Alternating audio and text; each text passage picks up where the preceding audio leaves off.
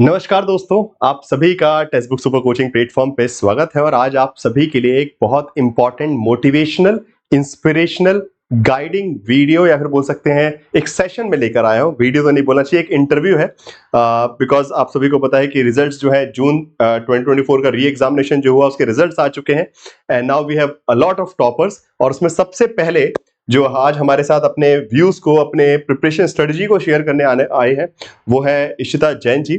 सो 99.9 percentile, okay, आप जैसा देख रहे हैं यहाँ पे इमेज में आपको दिख रहा है। सो 99.9 परसेंटाइल अचीव किया है पॉलिटिकल साइंस में, एक बहुत शानदार स्कोर जो कि जो हाई कट ऑफ का जो डर सबको सता रहा था उससे भी बहुत ज्यादा स्कोर जो है इशिता को मिला है। सो आज बात करेंगे उनके स्ट्रेटजी के बारे में, what are the right steps of the preparation that she has taken and specially start करने से पहले ही मैं बता देता हूं कि इशिता ने अपनी प्रिपरेशन जो है टेक्स्ट बुक सुपर कोचिंग के प्लेटफॉर्म पे जो कोर्सेज हमारे स्ट्रक्चर्ड कोर्सेज थे उनके थ्रू की है। तो कैसे उसको यूटिलाइज किया, कैसे पढ़ा, क्या नहीं किया, सब कुछ करेंगे। सबसे पहले एक बार तालियों के साथ स्वागत करते हैं इशिता जैन का।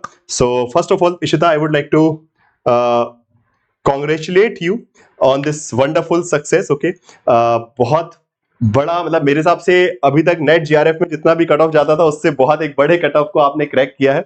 So first of all congratulations and I hope कि आप, आपकी फैमिली और आपके सभी दोस्त लोग जो है इस सेलिब्रेशन को, इस रिजल्ट को देखने के बाद बहुत खुश होंगे। सो आपका सबसे पहले वेलकम है text book super coaching platform पे। एंड वैसे वेलकम तो आप पहले से text book super coaching platform की है, फैमिली से जुड़े हैं, बट ये है कि आज हम डायरेक्टली यहाँ पे मिल रहे हैं तो बहुत अच्छा लग रहा है। चलिए, सो सबसे पहले थोड़ा सा अपने बारे में बताइए कि आपका क्या बैकग्राउंड है, एजुकेशनल बैकग्राउंड क्या रहा है, कहाँ से बिलोंग करते हैं, थोड़ा सा हमारे स्टूडेंट्स को बताइएगा please. Thank you so much, sir, for welcoming me here. It feels like a very special thing to me. It feels like a privilege on being here. So, hello everyone. I am Ishita Jain, and I have done my bachelor's in political science from Atmanam Sanatan Dharma College from University of Delhi. And I did my master's. I am completing my master's. I'm in the last semester, and I'm pursuing my master's from Udaipur itself, from Mohanlal Sukhadia University. Okay. And I started preparing for UGC NET exam since the first semester itself because it is very essential to start at the correct time, and you have to utilize your time since the starting of your masters if your goal is very clear. And since the starting, I was following textbook on YouTube, and this January I started with their paid courses. I did their foundation courses, and I also did their JRF booster courses, and that has really helped me. And so this is how my journey was. Okay, wonderful. So Ishita, as you told me कि like you had a background of University of Delhi, your graduations was from the University of Delhi. So सबसे पहले यहीं से, because usually एक जो है like first of all you have taken the admission University of Delhi, like Central University, and now you are pursuing even like that's a wonderful thing कि while you are pursuing a masters उसी बीच में आपका net JRF crack हो गया. That's also a wonderful, what we can say, like let's say boon for your future career. So सबसे पहले दो चीजें अभी आपने खुद ही बताई कि एक राइट टाइम पे स्टार्ट करना चाहिए. सो ये भी क्वेश्चन होता है, इस पे भी थोड़ा सा आप मुझे एक्सप्लेन कीजिएगा कि because a lot of students are always sceptical. Okay, मेरे पास अक्सर सवाल आते हैं कि सर अभी मैं सेकंड सेमेस्टर में, थर्ड सेमेस्टर से कब से प्रिपरेशन स्टार्ट की जाए. सो उस पर एक थोड़ा सा एक आइडिया दीजिए. और सेकेंडली, आपके हिसाब से किसी सेंट्रल यूनिवर्सिटी का जो आपका बैकग्राउंड है कितना मैटर करता है कि ग्रेजुएशन और मास्टर्स में आपने कितने अच्छे से पढ़ाई की है नेट जीआरएफ के एग्जामिनेशन में. Okay, over to you. Yes. So सबसे पहले I went to DU because definitely if you're in a central university आपको वहाँ पे बहुत अलग exposure मिलता है. वहाँ के जो teachers होते हैं वो बहुत अलग तरीके से आपको guide करते हैं. They tell you a lot about various books, various authors and papers, and how you can utilize those resources to shape yourself and to increase your hold on your subject. तो central university के exposure तो definitely I think everybody should take, be it in bachelors और be it in masters. तो एक बार तो central university का exposure लेना ही चाहिए. Secondly, now talking about the right time. तो whenever you are giving any competitive exam, it is just seen कि जब आप फर्स्ट टाइम एग्जाम देते हो तो आपको एक्सपीरियंस आता है कि ये पेपर का पैटर्न क्या है, स्ट्रैटेजी आपको क्या अडॉप्ट करनी है, ये स्ट्रैटेजी आपके साथ वर्क कर रही है या नहीं कर रही है. Because nobody is born with experience कि नहीं ये स्ट्रैटेजी फॉलो करेंगे तो इसी से हमारा क्रैक हो जाएगा जीआरएफ. तो सबसे पहले स्ट्रैटेजी को समझने के लिए राइट टाइम पे स्टार्ट करना बहुत जरूरी है। तो मेरे हिसाब से मैंने फर्स्ट सेमेस्टर में स्टार्ट किया। मेरा जो फर्स्ट अटेम्प्ट था वो जून 2023 में हुआ था। That time also I cracked my net. So that was a very different experience for me, क्योंकि मैंने पहले भी घर पे भी मॉक टेस्ट सॉल्व किए हैं, क्वेश्चन पेपर्स दिए हैं, बट जब आप एग्जाम हॉल में बैठते हो वो एनवायरनमेंट एकदम अलग होता है। You feel a very different kind of pressure there. And I am glad कि मैंने तब से एक्सपीरियंस लेना स्टार्ट किया, क्योंकि उस एक्सपीरियंस ने मेरे को थर्ड टाइम में नेट जेआरएफ दोनों क्रैक करने में बहुत बहुत हेल्प करी है। Okay great.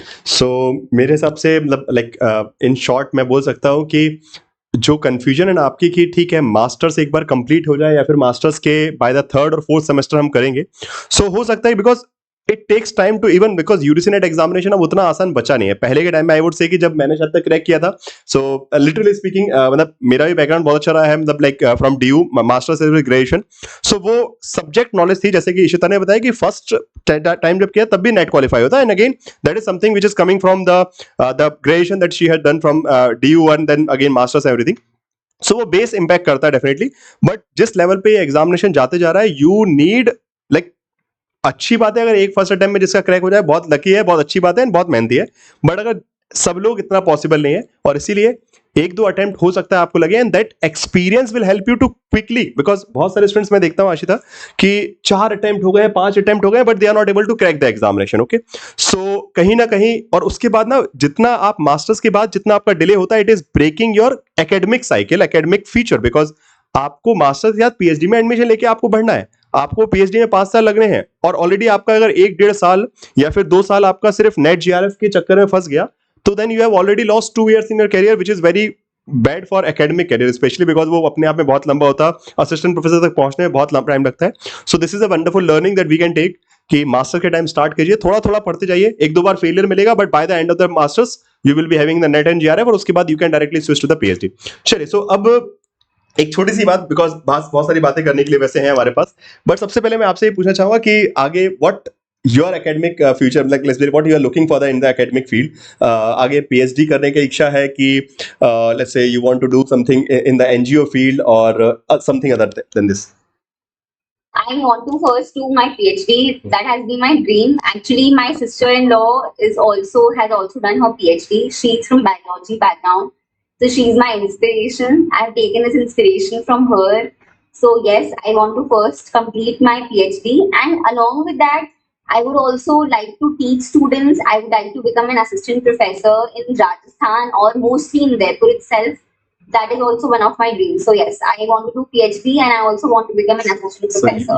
you have a clear perspective of a proper academic career, and that's a wonderful idea, definitely. And I'm the way you are confident about yourself, okay, I can see, definitely I'm seeing you as a future assistant professor very soon, okay. और hopefully आपके researches कुछ ऐसे हो कि कल के दिन मैं सबसे बोलता हूँ लिटरली, ये स्टेटमेंट मतलब ऐसे कॉमन है, जहाँ पे मुझे लगता है ना कि this person has a potential कि कल के दिन कुछ ऐसा रिसर्च लिखेगा जो कल के दिन मुझे पढ़ाना पड़े कि ओके, जैसे फॉर एग्जांपल हम कोट करते ना कि अच्छा प्रताप भानु मेहता ने ये कहा और this some Rajni Kothari said this thing.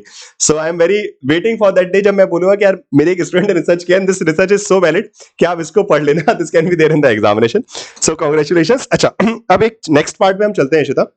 जैसे कि आपने स्टार्टिंग में बताया कि you have prepared with the text book super coaching platform. पहला अटेम्प्ट आपने सेल्फ स्टडी से दिया था, उसके बाद जो है धीरे से आपने यूट्यूब पे आपने क्लासेस देखी and then you came to the finally let's say paid courses, structured courses वगैरह। Okay, so like the main question is that कि because there are multiple aspects within when you take the subscription on the text book super coaching platform. Foundation course है, JRF booster crash course है, mock test है, PYQs है, study notes है। Okay, now अब इतनी सारी चीजों में एक तो पहले तो बहुत सारे स्टूडेंट्स आके घबरा जाते हैं कि क्या क्या करें, कहां कहां से करें।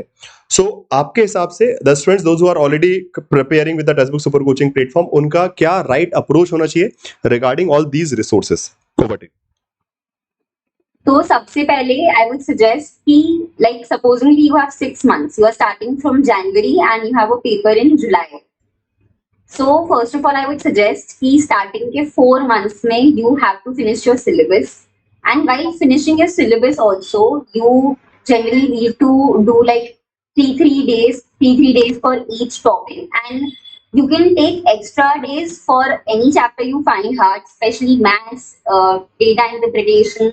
In paper 1, research aptitude, these subjects take a lot of time. And even in paper 2, if you have political science as your paper 2, there are some units like there is comparative government, then for me, comparative government was a little tough, and actually comparative government is a little lengthier also in other subjects, so these chapters will take a little bit extra time. So you have to give extra time to these chapters, and there are certain units which are very easy to do, so you have to complete them in less time.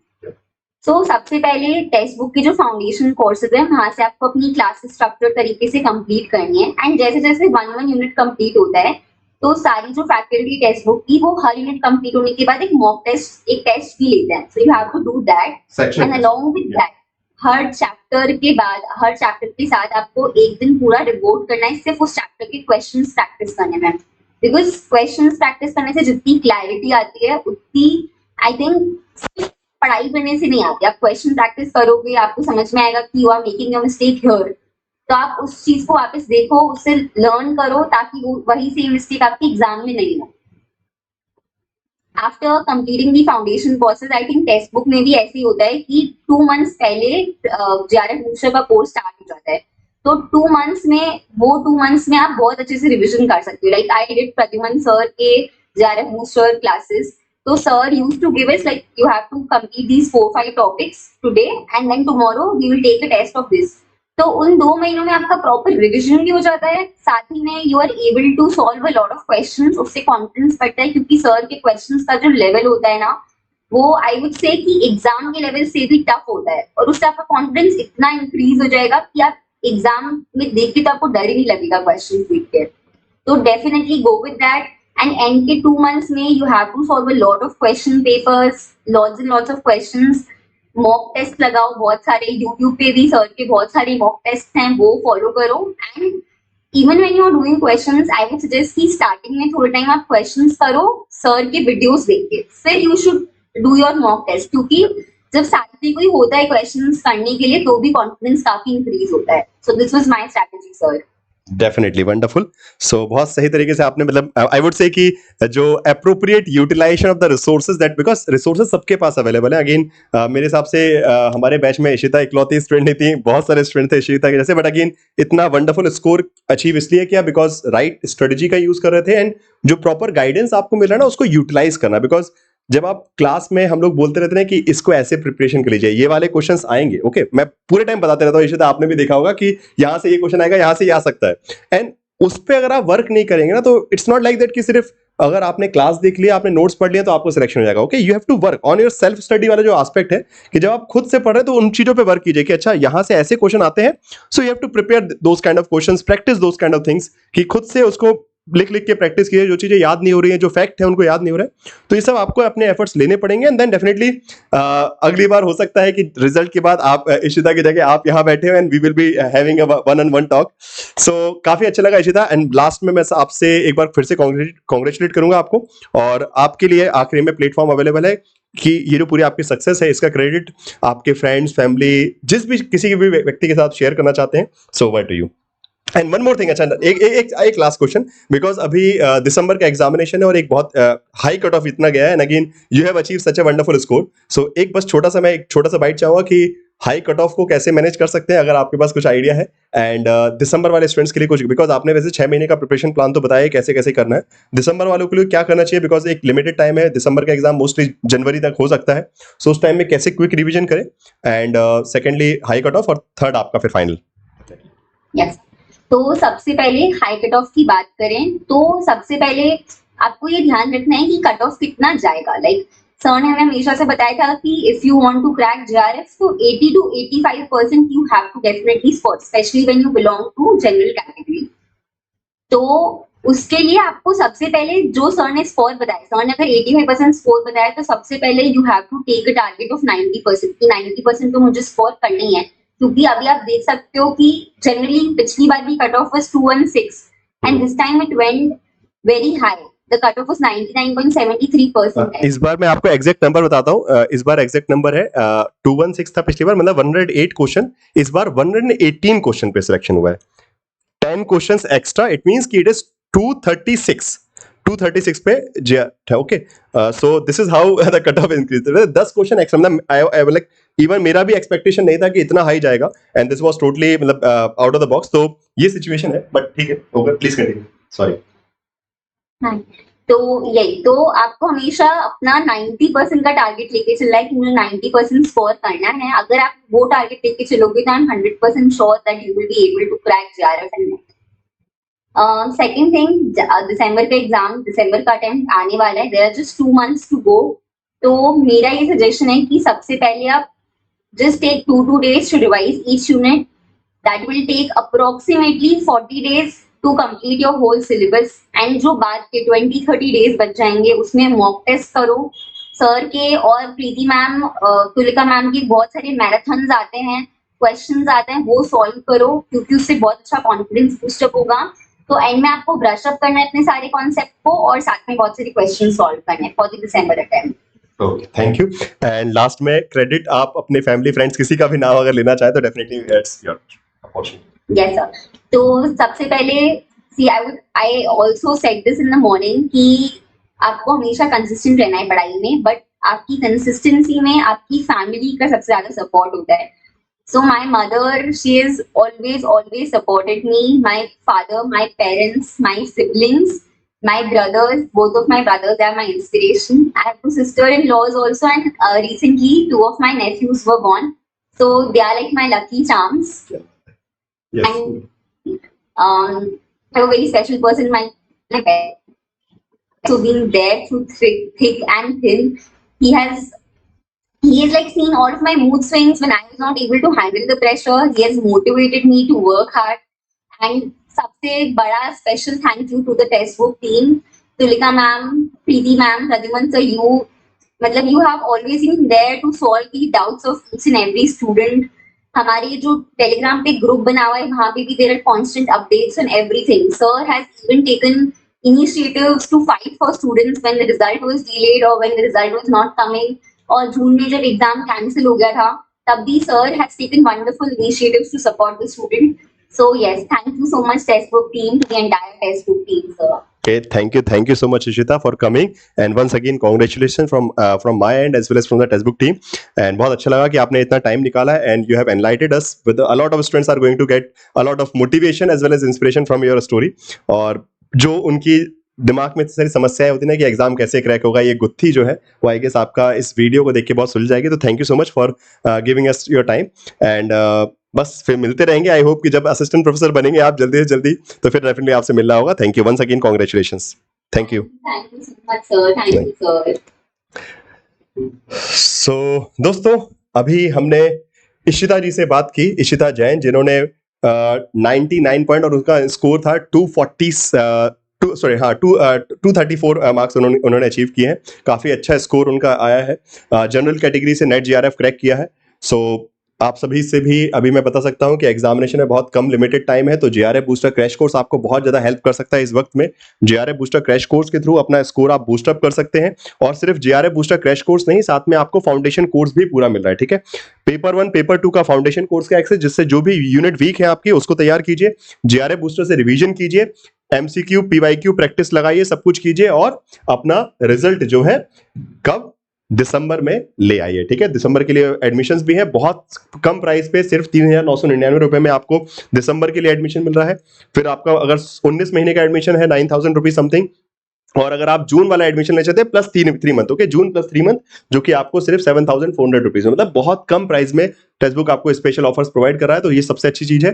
अपना सीधे directly textbook app पर जाके coupon code लगाइए Pradyuman T और अपना admission ले सकते हैं, और या फिर इस नंबर पे कॉल करके फर्दर डिटेल ले सकते हैं। Okay, so thank you everyone for joining the session. ये ऑफर भी अभी कुछ ही दिन तक है, 1-2 दिन तक अवेलेबल है, तो फटाफट इसका फायदा उठा लीजिए। बाकी इसके बाद जो है प्राइस इंक्रीज के चांसेस हैं, तो प्लीज ट्राई कीजिएगा। एंड इशिता जैसे मुझे उम्मीद है कि आप लोग भी बहुत अच्छे से मेहनत करेंगे। Despite of all odds you will B cracking this examination the next attempt. कुछ भी हुआ इस बार घबराइए नहीं, आप पूरी मेहनत करेंगे, अगली बार फिर से जीत कर आएंगे। तो बस आप सभी को धन्यवाद। जुड़े रहिए टेलीग्राम पे टेक्स्टबुक सुपर कोचिंग के इस चैनल पे Pradyuman sir _ textbook. Okay, this is the Telegram group जहां पे आपको रेगुलर क्लासेस के अपडेट मिलते रहेंगे। Thank you so much for watching this video and please do share this. Okay, इसको सेव कर लीजिए।